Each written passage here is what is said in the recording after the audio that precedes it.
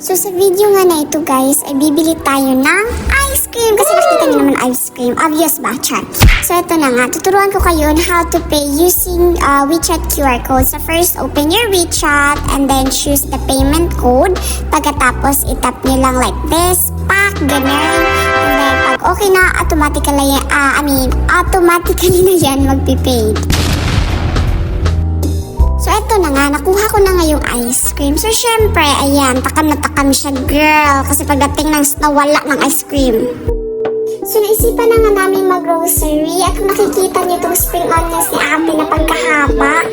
At saka dito, nagtitingin-tingin din kami kung anong magandang bilhin para sa in-laws ko. Kasi nandito sila ngayon sa syudad.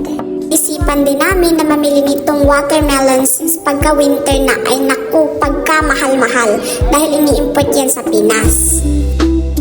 So habang namimili nga kami ay eto pumukaw ng atensyon ko itong prutas na ito dito sa China. Kasi biruin nyo, nakakain pala ito dito sa China at ang mahal pa sa bukid namin. Hindi namin ito ginagalaw kasi daw poisonous, ganun. So kung mapapansin nyo, yung mga red boxes sa gilid-gilid, itinitinda nila yan kasi nga, meron silang celebration dito today na tinatawag na Mid-Autumn Festival or Mooncake Festival. Kaya kung nakikita nyo, ayan, marami talagang mga mooncake sila na binibenta, guys.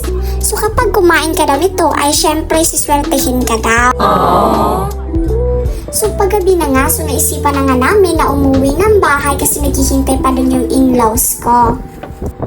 So ito nga time check, it's already 8. So ayan, naisipan ko muna kumain itong itlog ni Manong. Ay, itong may hotdog na parang shawarma siya ganun. Pero hindi siya shawarma guys.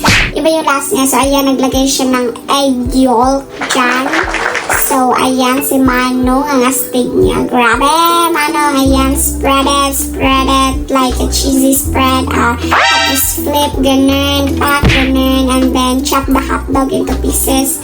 Basta, yung hotdog, ganunin, ganun na. So, ayan, flip, pack, ganun, ayan, maglagay ng onions, celery, or however.